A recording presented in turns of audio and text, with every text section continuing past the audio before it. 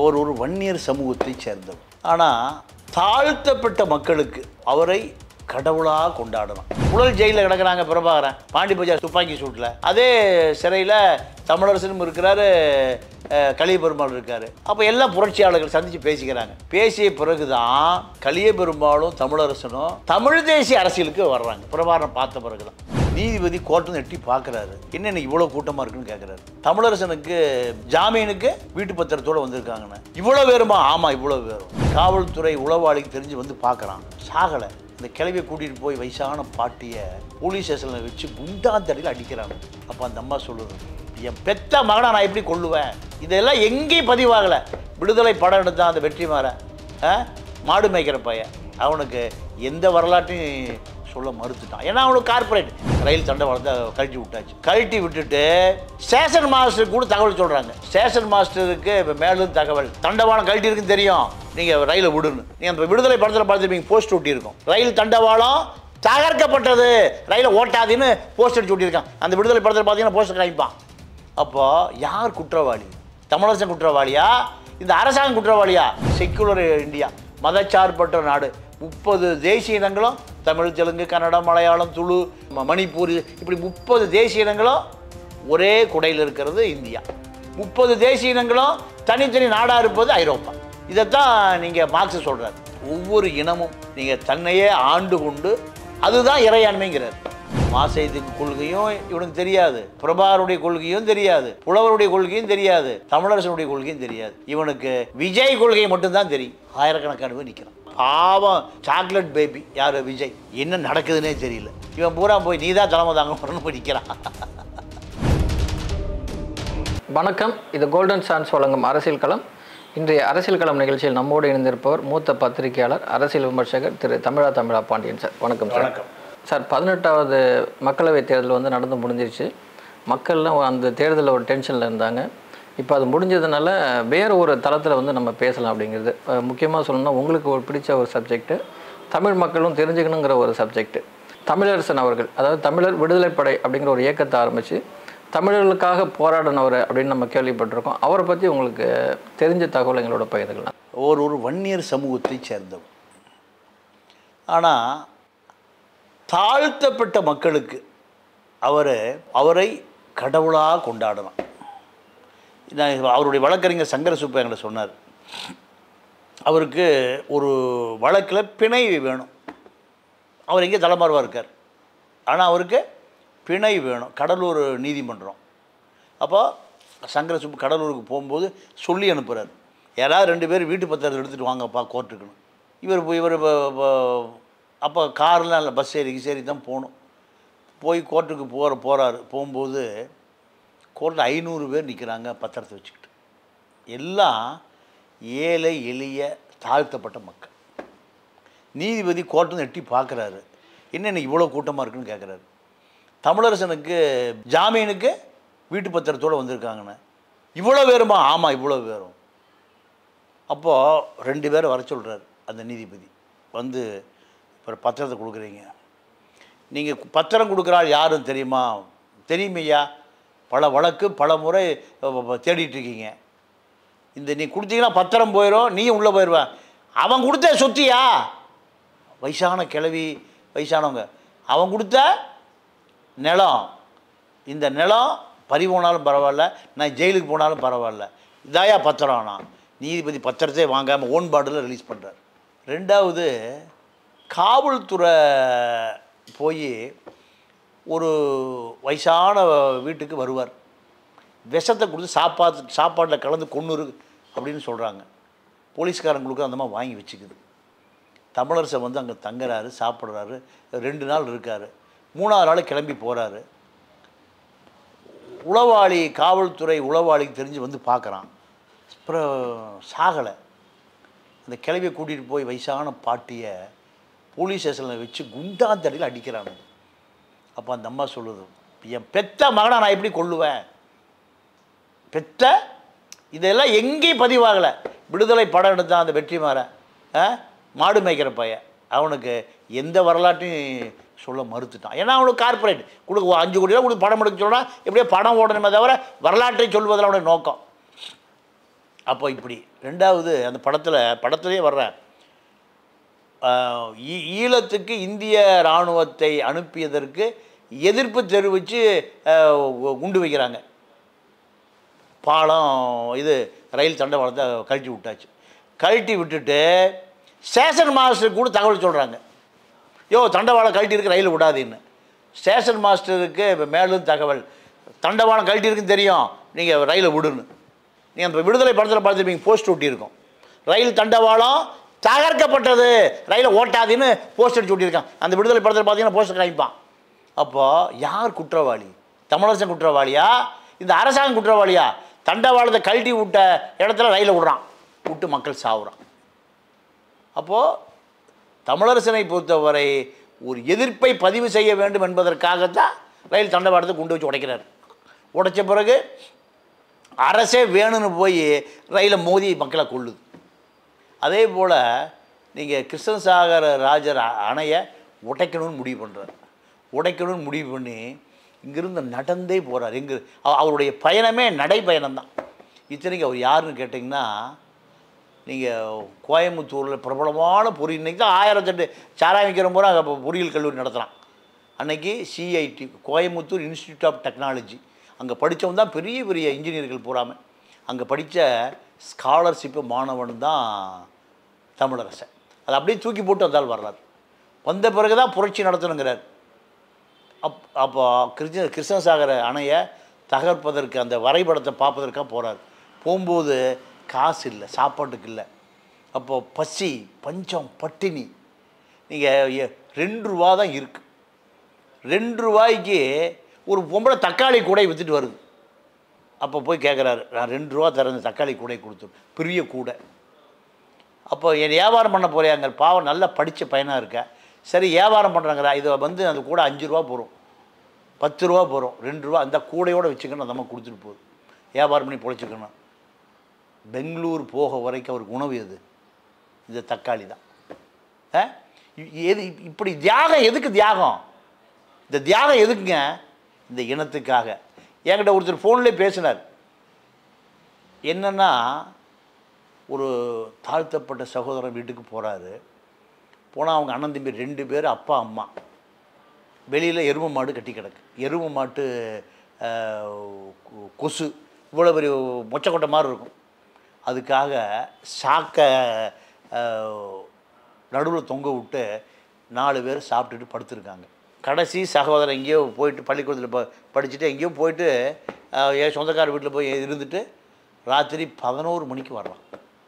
11 மணிக்கு வந்து பார்க்குறான், அவன் படுக்கிற இடத்துல வேறு ஆள் படுத்து கிடக்கிறார். 4 பேர் படுக்கக்கூடிய சின்ன குடிசை வீடு. அப்போ அவனை தட்டி 3 பேர் நல்லா தூக்கம், இவர் நல்லா தூக்கத்தில் போட்டு அடித்து எழுப்புறான். எழுப்பி உனக்கு வேலையே இல்லையா, பொழப்பே இல்லையா, கம்யூனிஸ்ட்டு கத்திரிக்காய் இங்கே வந்து எங்கள் வீட்டில் படுத்துட்டு இங்கே படுக்க இடம் இல்லை, போயா, கோச்சிக்காத, மன்னிச்சுக்க. போய் எருமை மாடு கட்டி கிடக்கிற இடத்துல இரவு பூரா படுக்கிறார். படுத்த பிறகு இந்த இளைஞன் எந்திரிச்சு பார்க்குறான். சாணி, எருமை மாடு, கொசுலாம் கடிச்சா நீங்கள் 10 கொசு கடிச்சா 1 லிட்டர் ரத்தம் போயிடும். அப்போ படுத்து மணி பார்க்குறான். பார்த்து போய் சொல்கிறான், மன்னிச்சுக்க. அவங்க அண்ணன் சொல்கிறான், டேய் நமக்கு அவன் வன்னியர்ரா, அவன் வன்னியர், நமக்காக போராடுறான்டா, என்ன அண்ணா மன்னிச்சுக்க. இல்லை பரவாயில்ல தம்பி. அப்புறம் மறுபடியும் அந்த தாழ்த்தப்பட்ட சகோதரனும் தமிழரசன் கிளம்பி எங்கேயோ போயிடுறாங்க. இதை நான் ஒரு யூடியூப்பில் ஒரு டிபேட்டில் பேசின பிறகு அந்த தட்டி எழுப்பி வெளியே விரட்டி விட்டார்ல, அவர் பெண்ணாடத்தில் ஒரு ஹாஸ்டல் வார்டனாக இருக்கார். ஒரு 65-60 வயசு ரிட்டையர்ட் ஆகிறாங்களா சார். அவர் என் நம்பரை பிடிச்ச லைனில் வந்துட்டார். அந்த விரட்டி விட்டாலும் நான் தாங்கன்னு என் ஃபோனில் வந்தார். இப்படி சங்கர சுப்பு வழக்கறிஞர் சொன்னார், என் வீட்டில் வந்து ஒரு முறை சமைச்சிட்டு இருந்தார். சமைச்சிட்டு இருக்கிற பொழுது என் வீட்டில் என்னுடைய மனைவி வந்துட்டாங்க. மனைவி வந்த பிறகு இது போன்ற போலீஸால் தேடப்படுகிற ஆட்களை வீட்டில் சேர்த்தக்கூடாதுன்னு என்னுடைய மனைவி ஸ்ட்ரிக்டான ஆர்டர், நீ இப்படிலாம் பண்ணாதீங்க, எல்லாம் கோர்ட்டில் போது அப்படியே அனுப்பிச்சிருங்கன்னு. பசி, ஒரு வாரம் நல்ல சாப்பாடு இல்லை, சமைச்சிட்ருக்கார். இந்த சாப்பாடு அப்படியே போட்டுட்டு தப்பி போயிட்டார். இப்படி நீங்கள் பல தியாகங்களை செய்தவர் தான் தமிழரசன். 1-2 தியாகம் இல்லை. அப்போது நீங்கள் நல்ல விளைஞ்சு அறுவடை அதாவது அரசு புறம்போக்கு நிலம் இதை வந்து தலித் மக்களுக்கு அரசாங்கம் குத்தகை கொடுத்துருச்சு. குத்தகைக்கு கொடுத்த பிறகு முந்திரியை பயிர் வச்சு முந்திரி நல்லா அறுவடைக்கு இருக்குது. அப்போது அந்த ஏரியா அதிமுக செயலாளர் அரசுக்கு அழுத்தம் கொடுத்து இந்த மக்கள்கிட்ட வந்து பிடுங்கி தன்னோட தங்கிட்ட வர வச்சிடறான். இதெல்லாம் இப்போ தமிழர்கிட்ட போய் சொல்கிறாங்க. 1000 பேரை கூட்டிகிட்டு போய் அறுவடை திருவிழா. என்ன திருவிழா? ஆமாம். ஏண்டா பயிர் செஞ்சது நாங்கள், பராமரித்தது நாங்கள், நிலத்தை உழுது நாங்கள், கழனியாக்குனது நாங்கள், நீ அறுவடை பண்ணுவியா? 1000 பேரை கூட்டிகிட்டு போய் அறுவடை பண்ணி எடுத்துகிட்டு வந்துட்டார். இப்படி பல போராட்டங்களை நகர்த்தியவர் தமிழரசன். எல்லா போராட்டங்களும் தாழ்த்தப்பட்ட மக்களுக்காக தான். நீங்கள் தலித்து சமூகமே அவரை தத்தெடுத்துக்கிச்சு. ஏறக்குறைய அவருக்கு தருமபுரி, கிருஷ்ணகிரி, பெரம்பலூர் இப்படி 5 மாவட்டங்களில் இவர் நினச்சிருந்தால் 5 MP உருவாக்கியிருக்கலாம். அவர் 30 MLAக்கள் உருவாக்கியிருக்கலாம். அவ்வளோ பெரிய மக்கள் சக்தியை தன்னோடு வச்சுருந்தார்.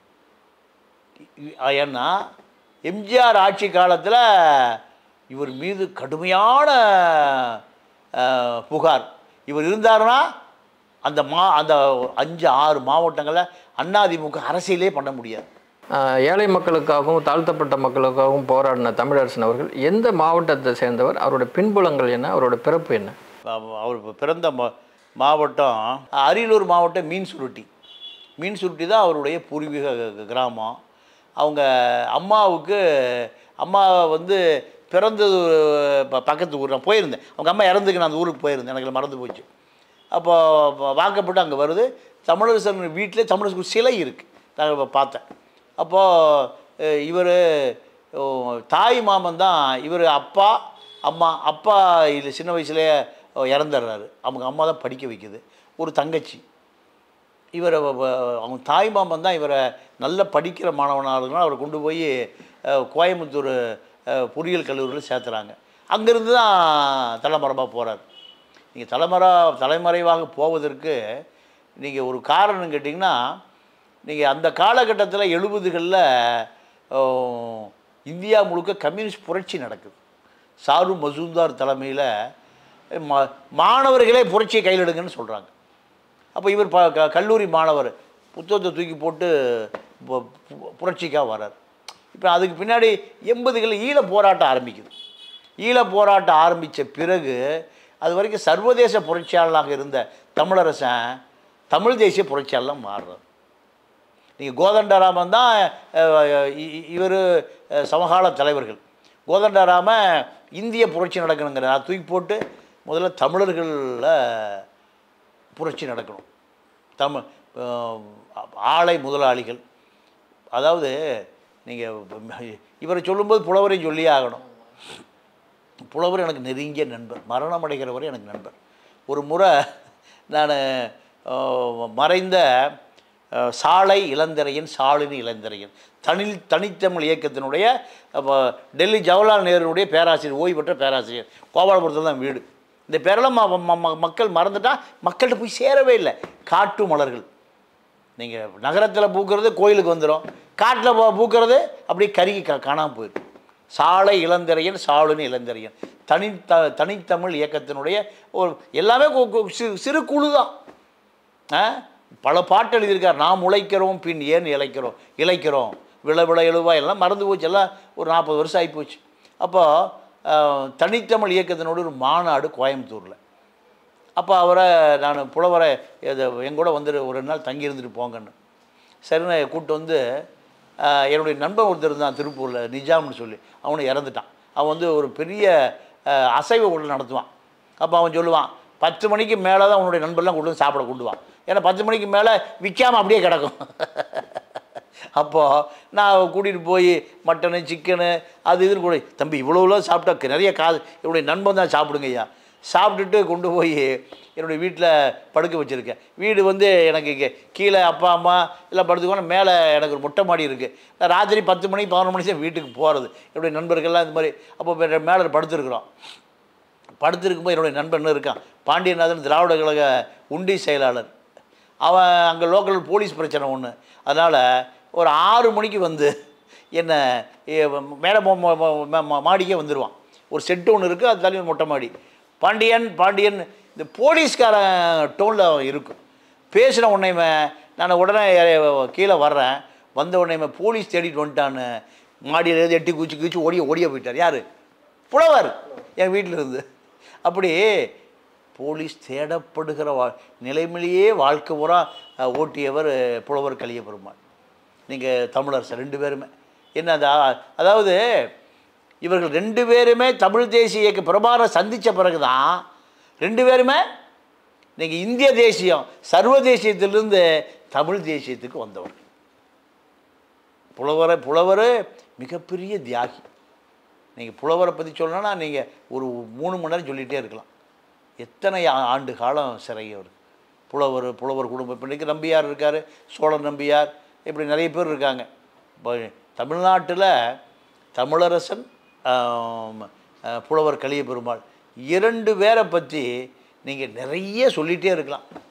அத்தனை தியாகம் புலவர் கலிய பெருமாளும் தோழர் தமிழரசனும். இப்போ இவங்களுக்கு வந்து விடுதலை புலியோட எப்படி தொடர்பு ஏற்படுது? அவங்க உங்களுக்கு என்ன உதவி செஞ்சாங்க? எல்லாம் புழல் ஜெயிலில் கிடக்கிறாங்க பிரபாகரன், பாண்டி பஜார் துப்பாக்கி சூட்டில்.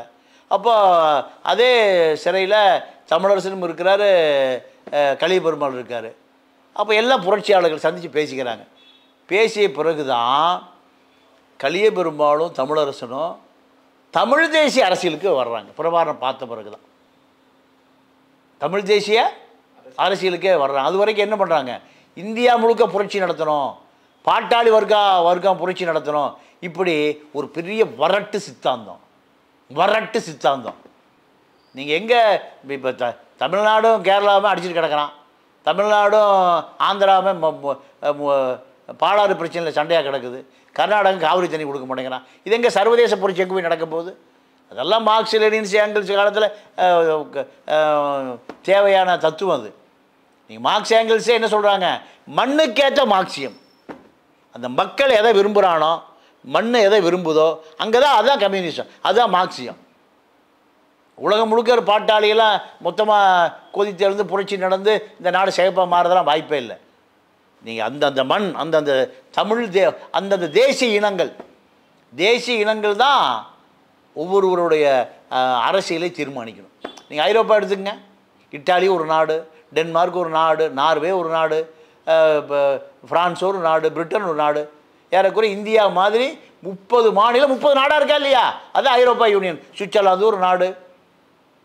இப்படி அப்போது ஒவ்வொரு நாட்டினுடைய தேசிய இனத்தை, ஒவ்வொரு நாட்டினுடைய வரலாறை, இறையாண்மையை அந்த தேசிய இனமே முடிவு பண்ணுங்கிறான். அதுதான் ஐரோப்பா யூனியன். ஆனால் இங்கே அதாவது செக்குலர் இந்தியா, மதச்சார்பற்ற நாடு, 30 தேசிய இனங்களும் தமிழ், தெலுங்கு, கன்னடம், மலையாளம், துளு, மராட்டி, ஒரியா, வங்காளி, மணிப்பூர், இப்படி 30 தேசிய இனங்களும் ஒரே குடையில் இருக்கிறது இந்தியா. 30 தேசிய இனங்களும் தனித்தனி நாடாக இருப்பது ஐரோப்பா. இதைத்தான் நீங்கள் மார்க்ஸ் சொல்கிறார். ஒவ்வொரு இனமும் நீங்கள் தன்னையே ஆண்டு கொண்டு, அதுதான் இறையாண்மைங்கிறார். அதெல்லாம் இங்கே வந்து எல்லாம் மறுக்கப்பட்டது. நீங்கள் ஒட்டுமொத்தமான இந்தியாவாக இருக்குது வச்சுங்க. அப்போது இந்த தமிழ் தேசிய அரசியலை பிரபாகரனை பார்த்த பிறகு தான் நீங்கள் புலவரும் தமிழரசனும் தமிழ் தேசிய பாதைக்கு திரும்புகிறாங்க. இதை திருப்பியவர் புலவர் கலிய பெருமாளும் தமிழரசனும் தான். தமிழர்களுடைய வரலாறில் பார்த்தோம்னா நிறைய இடத்துல வந்து வீரங்கள் அது இதெல்லாம் பேசினா கூட துரோகங்கள் அப்படிங்கிற ஒரு விஷயம் வந்து தொடர்ந்து இருந்துக்கிட்டு தான் இருக்குது. அந்த துரோகம் வந்து தமிழரசனுடைய வாழ்க்கையில் பாதிப்பை ஏற்படுத்திச்சா? என்ன மாதிரி பாதிப்பு? நீங்கள் தமிழரசன் வந்து அந்த பொன்பரப்பி வங்கி கொள்ளைக்கு முன்பே போலீஸுக்கு தகவல் கொடுத்ததே கூட இருந்த துரோகிகள் தான். வீரப்பனுடைய மரணம் எப்படி நடந்தது? துரோகத்தால். வெல்லப்பட முடியாத மலையூர் மம்முட்டியான் துரோகம் எப்படி நடந்தது? துரோகத்தால் தான். பிரபாகரனுடைய மரணம் எப்படி நடந்தது? துரோகத்தால் தான். நீங்கள் எல்லாமே நீங்கள் உலக வரைபடத்தை எடுத்து பார்த்தீங்கன்னா துரோகம் என்பது மிக கொடூரமானது. நீங்கள் பழைய நாவல் எடுத்தீங்கன்னா ஜூலியஸ் சூசர், யூடியூப் ரூட்டஸ் நிஜமா குத்துற ஜீசஸ் யார் காட்டி கொடுத்தா? அப்போ உலகம் முழுக்க துரோகம் என்பது நீங்கள் திப்பு சுல்தான் எவ்வளோ பெரிய மண்ணை, திப்பு சுல்தானுடைய கோட்டையை திறந்து விட்டது யார்? பிரிட்டிஷ்காரனுக்கு துரோகி தானே. இல்லை திப்பு சுல்தான் கொல்லவே முடியாது, கடைசி வரைக்கும் திப்பு சுல்தான் அழிக்கவே முடியாத. இப்படி பல வரலாறுகளை நீங்கள் தோண்டி தோண்டி பார்த்தீங்கன்னா துரோகத்தால் தான் நீங்கள் மிகப்பெரிய வீரன் எல்லாமே வீழ்த்தப்பட்டது 100% துரோகத்தால் மட்டும்தான். துரோகத்தை நீங்கள் யூத பழமொழி என்னென்னா, ஒரு உதவி செஞ்சால் யூத இனனைக்கு தலை நிமிர்ந்து நிற்பதற்கு காரணம், ஒரு உதவி செய்தால் 100 உதவி அவனுக்கு செய், ஒரு துரோகம் செய்தால் 100 துரோகம் செஞ்சிரு. இதுதான் யூத பழமொழி. இதனால தான் நீங்கள் யூத இனம் உலகத்தில் 2ஆம் உலக யுத்தத்துக்கு பிறகு தலை நிமிர்ந்து நிற்பதற்கு காரணம் இந்த கொள்கை தான். அதே கொள்கை தான் சீனர்களுக்கு. சீனர்கள் 3 கொள்கை சொல்லுவான். எதையும் சந்தேகப்படு, எதையும் திருப்தி கொள்ளாதே, எதையும் கேள்விகள். இதுதான் மாதம் அந்த மக்களுக்கு சொல்லி கொடுத்தது. அதனால தான் சீனா அன்றைக்கி தலை நிமிர்ந்து நிற்குது. இது சீனானா எவனுமே திருப்திப்படுத்த முடியாது. ஏன்? உனக்கு லாபம் இருக்குன்னு எனக்கு எதாவது கொடுக்குறியா? எதையும் சந்தேகப்படு. அவன் உனக்கு எப்படி நன்மை பண்ணுவான்? உன்னை போட்டெறிவான். ஒரு முதலாளி எப்படி அவனுக்கு உன்னுடைய உழைப்பை சுரண்டுவான்? 3வது எதையும் கேள்விகள். இங்கே அது 3மே இல்லையே தமிழ்நாட்டில்.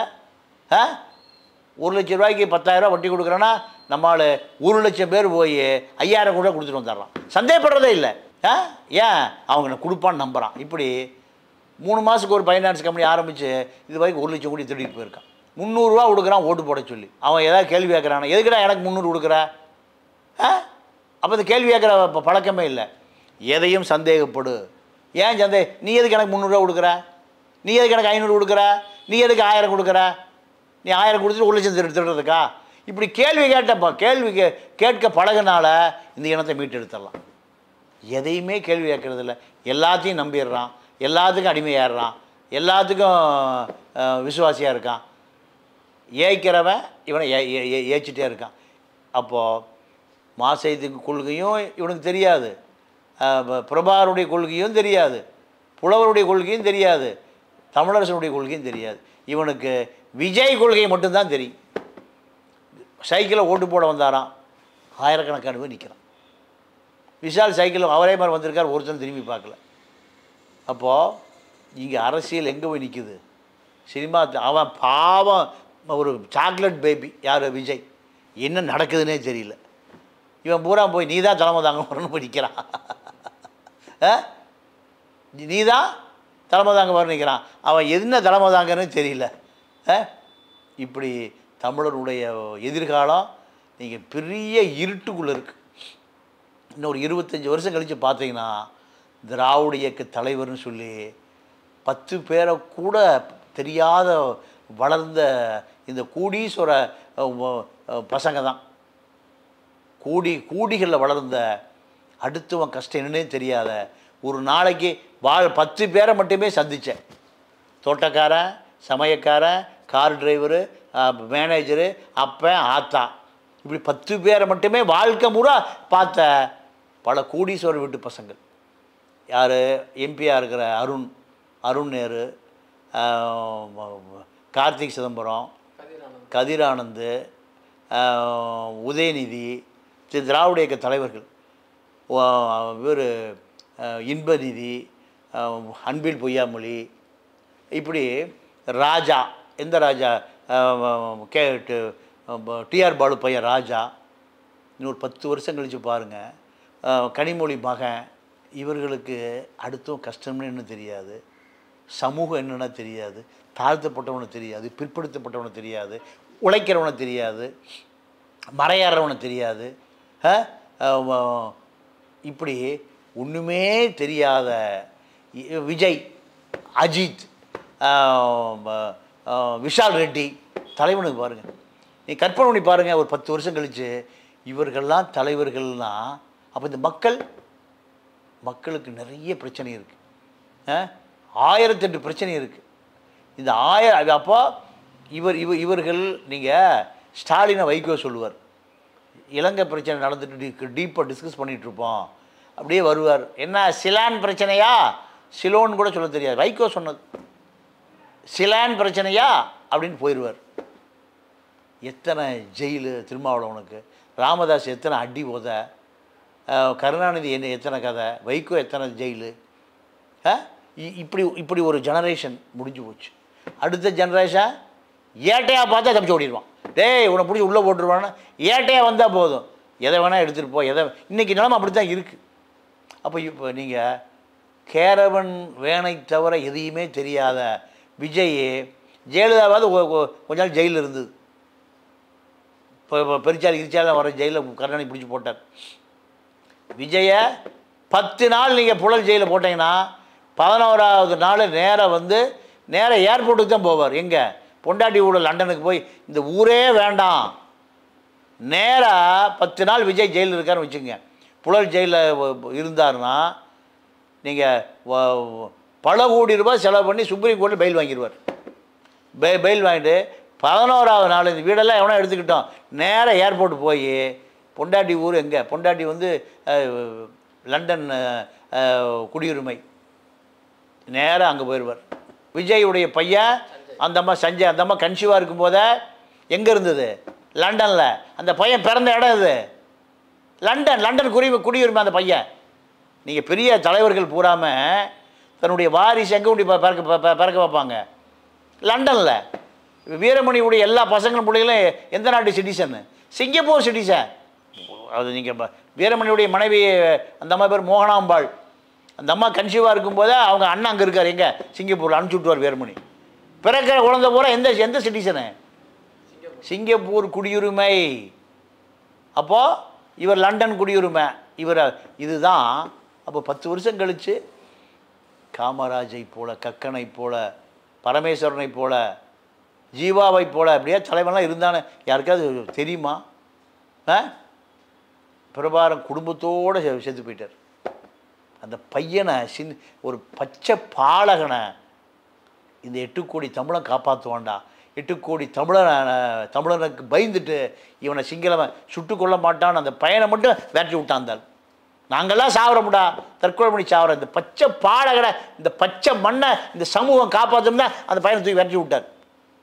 நீங்கள் கார் ஆக்சிடெண்ட் ஏதோ காரு ஏரிக்குள்ளே குழந்தை இருந்ததுன்னா அதில் மூத்த ஆளுக்கு என்ன பண்ணுவாங்க, அந்த குழந்தைய மட்டும் பிடிச்சி தூக்கி வீசுவாங்க. பார்த்தீங்களா? உண்மையாக சில இடங்கள் நடந்தது. ஒரு பள்ளிக்கூட வேன் கவுந்து போச்சு. அதில் போன டீச்சரு நிறைய குழந்தைகளை பிடிச்சி கரையில் போட்டு ஒரு 6-7 குழந்தைங்க தப்பிச்சுது. இது 10-15 வருஷத்துக்கு முந்தி அந்த மாதிரி செத்து போச்சு. அதே போல் பச்சை பாலகனை இந்த சமூகம் காப்பாற்றும், இந்த தமிழன் காப்பாற்றுவான், 10 கோடி தமிழன் காப்பாற்றுவான், 10 கோடி தமிழனுக்கு அதிகாரம் இருக்குது, சிங்களவன் பயப்படுவான்னு தான் அந்த குழந்தைய தூக்கி எவனையா கொடுத்து போட எடுத்துகிட்டு போனான். அவனை கூட காப்பாற்ற முடியாத கேவலமான இனம் இந்த தமிழினம். இதை விட கடுமையான வார்த்தை என்ன சொல்ல முடியும்? மாசை துங்கு ஒரு பெரிய லாங் மார்ச் 1.5 லட்சம் பேரை கூட்டிகிட்டு ஒரு பெரிய புரட்சிக்கு தயாராகி வந்துட்டுருக்கார். வந்துட்டு இருக்கும்போது அவருக்கு ஒரு குழந்தை பிறக்குது. அந்த குழந்தையை பராமரிக்கிறதுக்கு நேரம் இல்லை, தூக்கி ஒரு ஏழை விவசாயி கொடுத்துட்டு போயிடுறார். அதிபர் ஆயிடுறார். அதிபரான பிறகு அந்த குழந்தையை பார்க்கணுங்கிறார். அது எங்கே இருக்குன்னு யாருக்குமே தெரியல. இப்படிலாம் தலைவர் இருந்திருக்கிறான். அப்போ இந்த வரலாறெல்லாம் நான் சொல்லுகிற தலைவருடைய பசங்க பார்ன் வித் கோல்டன் ஸ்பூனுக்கு பசங்களுக்கு தெரியுமா? கதிரானதுக்கு தெரியுமா? உதயநிதிக்கு தெரியுமா? இன்பநிதிக்கு தெரியுமா? அருண் நேருக்கு தெரியுமா? இல்லை கார்த்திக் சிதம்பரத்துக்கு தெரியுமா? பார்க்கவே ஒரு நாளைக்கு 10 பேர் தான் மொத்தமே. கார் டிரைவர், பிஎம்டபிள்யூ டிரைவர், தோட்டக்காரன், சமயக்காரன், அப்பா அம்மா, இப்போ 10 பேர் தவிர வாழ்க்கை அவனோட படித்த கல்லூரி மாணவன் 1000 கோடி ரூபா வச்சு அவன் ஏழை வேலைக்கு பழக மாட்டான். நீங்கள் ஆக்ஸ்போர்ட்லேயும் ஹார்வர்ட்லையும் யார் இருப்பா? அப்போ இந்த வட்டாரத்தை தவிர இவர்களுக்கு அங்கே இருக்கிற மக்கள் எப்படி தெரியும் அவனுக்கு? நீங்கள் நாய் கூண்டில் நாய் 5 நாய் வளர்ப்பான். அதே போல் தான் இந்த கூண்டில் பல கோடி மக்கள் இருக்கிறத தான் அவனுக்கு தெரியும். அப்போ இவர்களுடைய பிரச்சனையை பற்றி நாடாளுமன்றத்திலையோ சட்டமன்றத்திலையோ எங்கேயாவது பேசக்கூடிய ஆள் எவனாவது இருப்பானா? ஈழப்பிரச்சனை நடக்கிற போதே நாடாளுமன்றம் சட்டமன்றத்தில் பேச ஆள் இல்லை. அப்போது பெரியார் சொன்ன மாதிரி தான் கருப்பு சட்டை. எது கருப்பு சட்டை? இந்த இனம் இருட்டாக இருக்குன்னு தெரிவிப்பதற்காகத்தான் அந்த கிழமை சாகிற வரை கருப்பு சட்டை போட்டிருந்தார். இப்போ 2 கருப்பு சட்டை போடணும். அவ்வளவு தூரம் இந்த இனம் அடையாளத்தை இழந்து அனாதியாக போயிட்டுருக்கு. கேட்பதற்கு நாதி இல்லை. இதை மீட்டெடுத்த பல தலைவர்கள், நீங்கள் தமிழரசன், புலவர் கலிய பெருமாள், இப்படி பல பேர் இந்த சமூகத்துக்காக போராடி இருக்கிறாங்க. இந்த வரலாறை இந்த இளைஞர்கள் கொண்டு போய் சேர்ப்பதன் மூலம் யாராவது ஒரு சிந்தனையான இளைஞன் அதை தெரிஞ்சிட்டான்னா இந்த இனம் வாழும். தமிழரசன் அவர்கள் வந்து ஏழைகளுக்காகவும் தமிழ் மக்களுக்காகவும் போராடி இருக்காங்க அப்படின்னு சொன்னாங்க. அவர் வந்து ஏன் வந்து வங்கியை கொள்ளையடிக்கணும்னு நினச்சாரு? அங்கே என்ன நடந்தது? இல்லை, வங்கிக்கு கொள்ளையடிக்கிறது எதுக்குன்னு கேட்டிங்கன்னா, கிருஷ்ணசாகர் அணையை உடைச்சி விட்டா நீங்கள் காவிரி வற்றாத ஜீவநதியாக போகும். காவிரியை தடுத்து மத்திய அரசாங்கத்தினுடைய அனுமதியே பெறாமல் கட்டப்பட்ட அணை 3 அணை, கபினி, ஹேமாவதி, சாரங்கி. இதெல்லாம் உடைக்கணுங்கிறது தான் அவருடைய திட்டம். அதுக்காக பணம் வேணும், அதுக்காக போய் வங்கியை கொள்ளையடிக்கிறார். அப்போ அது அந்த எஸ்எம்ஜி துப்பாக்கியை புலிகள் தான் கொடுக்குறான். வரும்போது நீங்கள் மக்களோடு மக்களாக காவல்துறை உளவாடி ஊடுருவிடுறான். நீங்கள் அவரை உயிரோடு எடுத்துகிட்டு போகிறானுங்க. எடுத்துகிட்டு போன பிறகு சென்னையிலேருந்து வந்த தகவல், குத்துயிரும் கொலையுறாக இருக்கார், கொன்னுருங்கிறான். அந்த போலீஸ் வேலை வச்சு தான் அவர் கொள்கிறாங்க. ஏன்னா சேக்கோட கதை தான். உயிரோடு இருந்தால் பல தமிழரசன் உருவாக்கிடுவான். அதனால் வேன்லேயே வச்சு கொள்கிறாங்க. இதுதான் நடந்தது. திரு தமிழரசன் அவர்களுடைய கனவுகள் இன்றைக்கும் தேவைப்படுது அப்படின்னு தான் நம்ம நினைக்கிறோம். மீண்டும் சந்திப்போம் சார். நன்றி. நன்றி, வணக்கம்.